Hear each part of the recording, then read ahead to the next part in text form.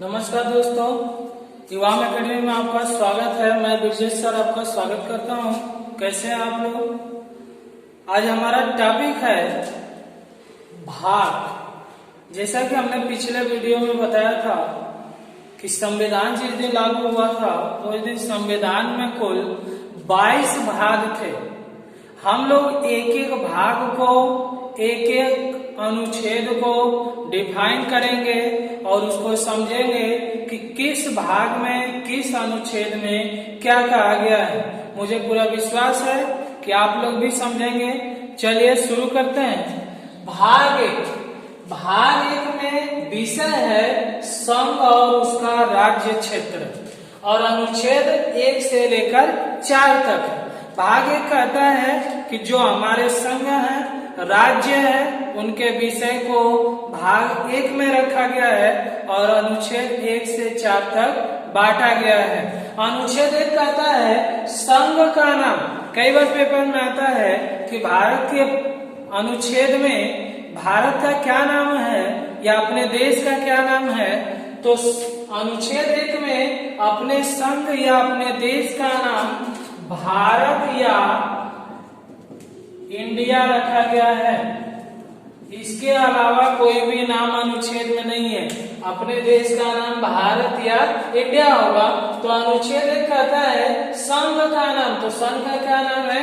भारत या इंडिया। या कैसा होगा? तो राज्यों का संघ होगा।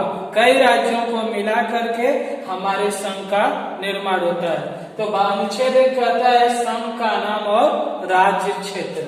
अनुच्छेद 2 कहता है नए राज्यों का प्रवेश या निर्माण।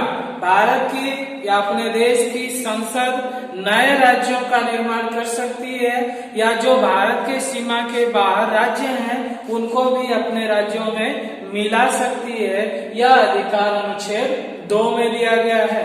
अनुच्छेद 3 में कहता है नए राज्यों का निर्माण और वर्तमान राज्यों के सीमाओं में परिवर्तन कर सकती है। और यह परिवर्तन करने का कार्य किसका है?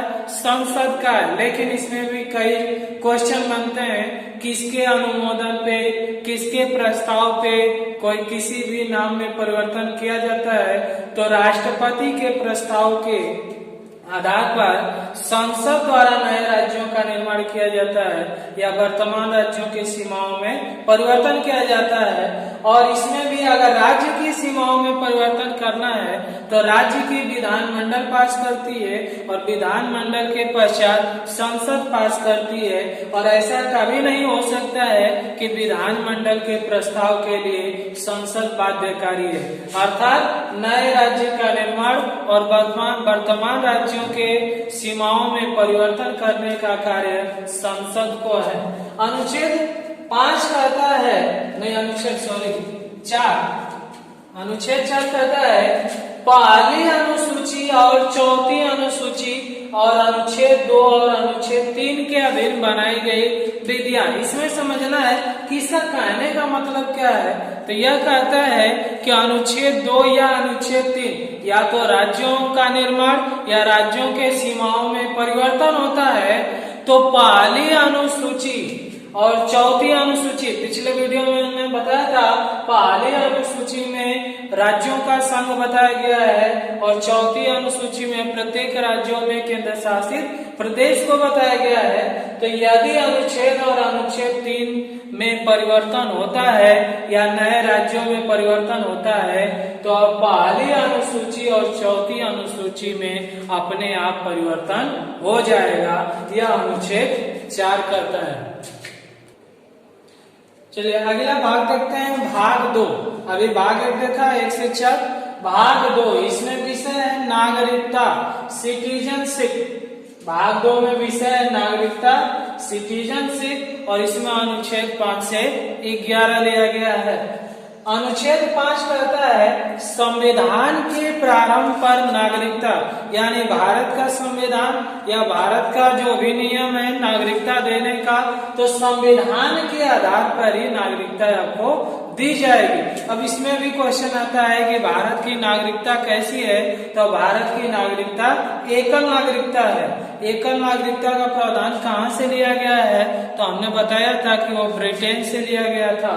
तो अनुच्छेद 5 कहता है संविधान के प्रारंभ पर नागरिकता, यानी आपको नागरिकता देने के लिए संविधान के नियम कानून क्या है, किस आधार पे दिया जाए। अनुच्छेद 6 कहता है कि पाकिस्तान से भारत को प्रव्रजन करने वाले कुछ व्यक्तियों की नागरिकता, यानी जब भारत और पाकिस्तान का विभाजन हुआ तो जो लोग पाकिस्तान से भारत आए उन लोगों को नागरिकता देने का प्रावधान है अनुच्छेद 6। पाकिस्तान से भारत को प्रव्रजन करने वाले कुछ व्यक्तियों की नागरिकता का अधिकार।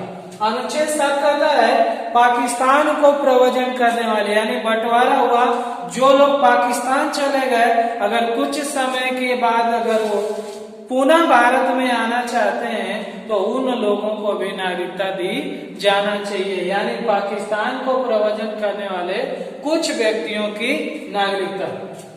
अनुच्छेद 8 कहता है भारत के बाहर आने वाले कुछ व्यक्तियों की नागरिकता, यानी भारत के निवासी हैं, मूल भारत के निवासी हैं, विदेशों में रहते हैं, अगर उनको आने का मन करता है या भारत में रहने का मन करता है तो वो लोग भी अपने देश में आते हैं, तो उन लोगों को नागरिकता दी जाना चाहिए, यानी भारत के बाहर आने वाले व्यक्तियों की नागरिकता। अनुच्छेद 9 कहता है यदि आप विदेश में रहते हैं, आप भारत के हो या किसी भी देश के हो, अगर दूसरे देश की नागरिकता स्वीकार कर लेते हैं, भारत के मूल निवासी हैं, भारत में जन्म हुआ है, लेकिन विदेशी राज्य की नागरिकता आप स्वीकार करते हैं तो आपकी भारत की नागरिकता को समाप्त कर दिया जाएगा।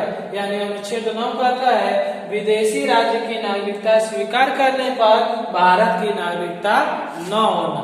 अगला अनुच्छेद देखते हैं, अनुच्छेद 10 नागरिकता का अधिकार बने रहना। यदि आप भारत के नागरिक हैं, आपको नागरिकता मिली है, तो आप ऐसा काम न करें कि आपकी नागरिकता छीनी जाए, या संसद द्वारा या जो भी अधिकार आपको दिया गया है तो आप ऐसा उसका पालन करें कि नागरिकता का अधिकार आपका बने रहे। अनुच्छेद 11 कहता है संसद द्वारा नागरिकता के अधिकार का विधि विनिमय किया जाएगा, यानी संसद द्वारा नागरिकता अधिनियम 1955 में लागू किया गया था और नागरिकता देने का प्रावधान या नियम कानून संसद बना सकती है। इसीलिए कहा गया संसद द्वारा नागरिकता के अधिकार का विधि द्वारा बना जाना, यानी जो प्रोसेस है, जो विधि है, उसी प्रकार आपको नागरिकता दी जाएगी। हमने अनुच्छेद देखा 5 से 11 तक के अनुच्छेद में क्या कहा है, आइए हम नागरिकता को अच्छी तरह से समझते हैं। आइए दोस्तों, हमने अनुच्छेद देखा, अब नागरिकता को अच्छी तरह से समझते हैं। सबसे पहले क्वेश्चन आता है कि नागरिकता क्या है, सिटीजनशिप क्या है, कैसे हम जानेंगे कि नागरिकता क्या है। तो नागरिकता हमारी क्या है, पहचान है। हम जिस देश में, जिस गांव में, जिस राज्य में रहते हैं, वहां की हमारी पहचान है कि हम भारत के निवासी हैं, हम उत्तर प्रदेश के निवासी हैं, हम इस गांव में रहते हैं। हर एक प्रूफ है, वही हमारी क्या है, नागरिकता है कि हम भारत के निवासी हैं। भारत की अगला क्वेश्चन पूछता है कि भारत की नागरिकता कैसी है, तो भारत की नागरिकता क्या है, एकल नागरिकता है। भारत की नागरिकता क्या है, एकल नागरिकता है। और यह प्रावधान कहां से लिया गया है, ब्रिटेन से। अब बात आती है कि नागरिकता किसको चाहिए,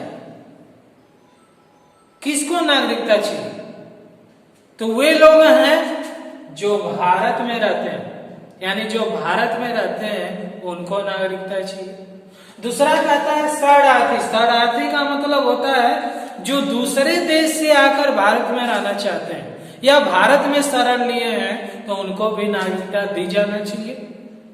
तीसरा कहता है प्रवासी भारतीय, यानी भारत के मूल निवासी हैं, भारत के नागरिक हैं, दूसरे देश में रहते हैं, अगर वो आना चाहते हैं, भारत में रहना चाहते हैं, तो उनको भी नागरिकता दी जाना चाहिए। यानी 3 प्रकार ऐसे लोग हैं जो भारत में रहते हैं या जो शरणार्थी हैं, जो प्रवासी भारतीय हैं, उन लोगों को नागरिकता दी जाना चाहिए। अब क्वेश्चन आता है कैसे मिलेगा, किस आधार पे मिलेगा, नागरिकता का प्रावधान क्या है? तो सबसे पहले है जन्म के आधार पर, यानी जिस दिन संविधान लागू हुआ भारत का, उसके पहले यदि किसी व्यक्ति का जन्म भारत में हुआ है तो जन्म के आधार पर उसको नागरिकता दी जाएगी। दूसरा कहता है वंश के आधार पे, यानी उसका जन्म किसी और देश में हुआ है लेकिन उसके माता पिता या उसका वंश भारत में रहता है तो वंश के आधार पर उसको नागरिकता दी जाएगी। तीसरा कहता है देशीकरण के आधार पर। देशीकरण का मतलब होता है यदि देश का बंटवारा हो जाता है, जैसे भारत पाकिस्तान का बंटवारा हुआ, तो उस देश में जो भारत में आ गया उसको भारत की नागरिकता, जो दूसरे देश में चला गया वो दूसरे देश की नागरिकता मिलेगी। अगला कहता है चौथा क्षेत्र विस्तार के आधार पे, यानी कोई जमीन का विवाद होता है, किसी 2 देशों के बीच जमीन का विवाद है, यदि जमीन का बंटवारा होता है तो जो जमीन भारत में आती है उस जमीन पे जितने लोग बसे हुए हैं उनको क्षेत्र विस्तार के आधार पर भारत की नागरिकता दी जाएगी। अगला कहता है पंजीकरण के आधार पे, यानी आपका जन्म भी नहीं हुआ है, वंश भी नहीं है, देशीकरण भी नहीं है, क्षेत्र विस्तार भी नहीं है, फिर भी आपको भारत की नागरिकता चाहिए तो आप पंजीकरण या रजिस्ट्रेशन करा करके भारत की नागरिकता प्राप्त कर सकते हैं। ये 5 प्रकार ऐसे हैं जो नागरिकता का देने का प्रावधान है, यानी कैसे मिलेगा, जन्म के आधार पे, वंश के आधार पे, देशीकरण के आधार पे, क्षेत्र विस्तार के आधार पे और पंजीकरण के आधार पे। अब बात आती है कि कैसे नागरिकता आपकी समाप्त की जा सकती है। तो कैसे आपकी नागरिकता समाप्त की जाती है? तो पहला कहता है स्वेच्छा से, यानी आप भारत में रहते हैं, आपका स्वेच्छा से मन करता है कि हमें भारत की नागरिकता नहीं लेनी है या भारत की नागरिकता छोड़ देनी है, तो आप स्वेच्छा से भारत की नागरिकता को छोड़ सकते हैं। दूसरा कहता है दूसरे देश की नागरिकता स्वीकार करने पर, यदि आप किसी दूसरे देश में रहते हैं, भारत के निवासी हैं, अगर दूसरे देश की नागरिकता आप स्वीकार कर लिए हैं तो भारत की नागरिकता आपकी क्या हो जाएगी, खत्म हो जाएगी। तीसरा कहता है अपने देश के नागरिक हैं, अपने ही देश में रहकर देशद्रोह का कार्य करते हैं या किसी आतंकवादी संगठन के साथ आपका जुड़ाव है तो देशद्रोह के आधार पर आपकी नागरिकता को समाप्त कर दिया जाएगा। अतः हमने देखा 1 से लेकर 11 तक अनुच्छेद भाग 1 और भाग 2 और ये नागरिकता का प्रावधान देखे।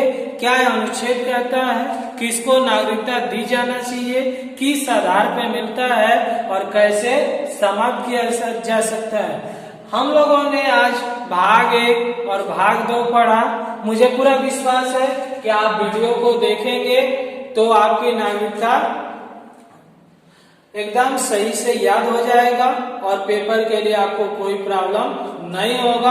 अगर ये वीडियो आपको पसंद है, आपको याद करने में कोई प्रॉब्लम नहीं होता है तो इस वीडियो को शेयर करें, लाइक करें, कमेंट करें और इस चैनल को सब्सक्राइब करें, क्योंकि आपका सब्सक्राइब ही हमें और आपके लिए कुछ करने का मौका देगा। आप भी हमारे साथ जुड़े रहिए। तब तक के लिए जय हिंद।